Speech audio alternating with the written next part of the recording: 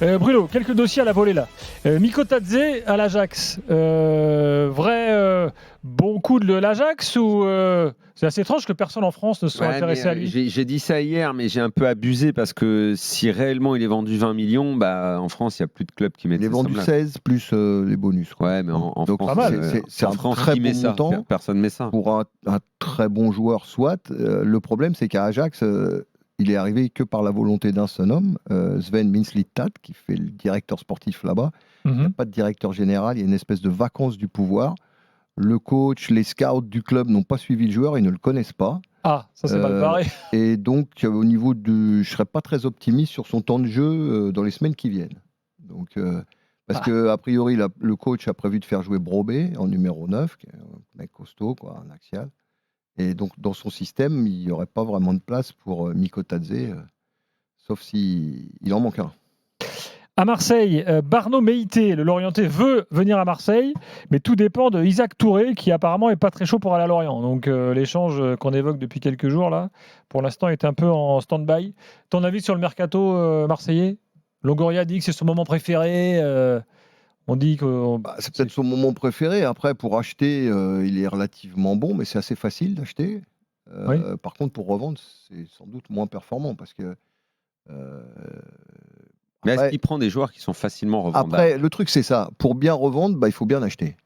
Et donc, ça pose la question. Ce que tu fais. Est-ce qu'il achète bien du joueur de valorisation ou du joueur à utiliser en prêt-à-porter ? Tu prends Malinowski qui a 29-30 ans, qui a un gros salaire, et puis 6 mois après, tu le prêtes.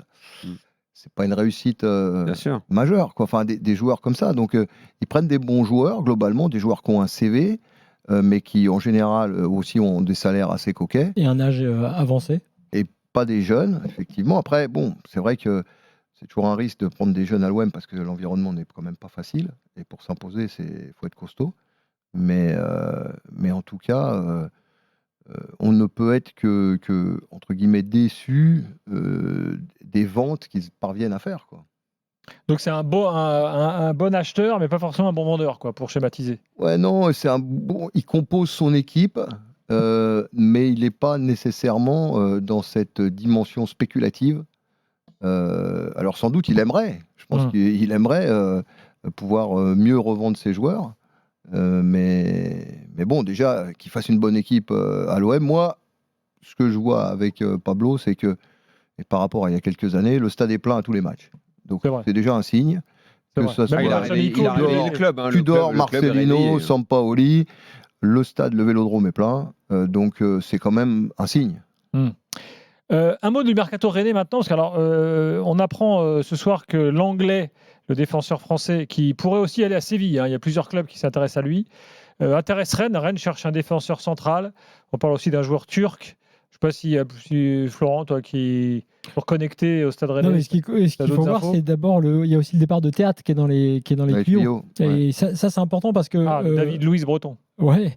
Et Théâtre, c'était en Allemagne, Bundesliga, c'est ça notamment. Fribourg, Leipzig. Leipzig. Et donc, en gros, évidemment, que Rennes a raté son mercato de défenseur central, je rappelle, l'an dernier. Ils ont pris du second choix, ils sont arrivés sur Théâtre et Rodon. Ils sont restés longtemps focalisés sur Kim Min-jae, qu'ils n'ont pas réussi à faire. C'était un super truc. Ils ont été un peu le précurseur sur Kim Min-jae. Enfin, ils étaient avant tout le monde. Ils étaient avant tout le monde. Pourquoi ils l'ont pas fait parce qu'ils n'ont pas mis les sous, et puis que quand Naples s'est inséré, il y avait la Ligue des Champions. Et alors, pour avoir discuté avec des gens au club, Bruno, je ne sais pas si tu vas me confirmer ça, mais quand Naples entre en jeu, il y a d'autres forces plus obscures qui rentrent un peu autour du club. Et côté Rennais, on s'est senti un peu battu sur certains à ce moment-là. C'est quoi les forces obscures ? Écoute, des choses un petit peu plus compliquées.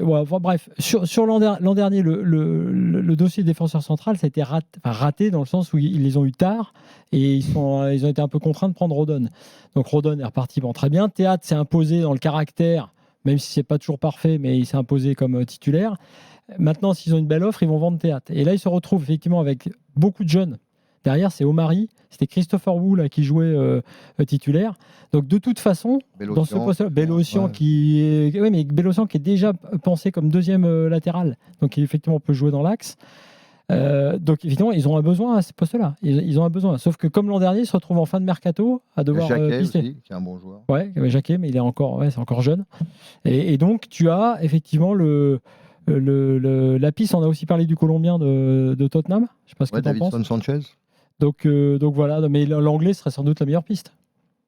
Oui, sans doute. Bah bon, c'est un joueur français, c'est un joueur expérimenté, c'est un joueur qui dégage quelque chose. Il est calme, c'est pas le plus rapide, mais sans doute qu'il amènerait quelque chose et qui bonifierait l'effectif. Ouais. À Lille, sachez que Lille ce soir recrute le gardien Manonnet, vous savez, qui était à Lorient, qui est passé par Monaco. Bon, c'est pour être numéro 2. Parce que Gardien bis. Voilà, le numéro 1. Gardien bis qui, quand même, Vogo s'est blessé, à ma surprise, enfin, était très très performant. Et puis, non, t'es pas convaincu. Lille a officialisé le départ de Baleba, tout de même, qui donc part à Brighton. Ouais.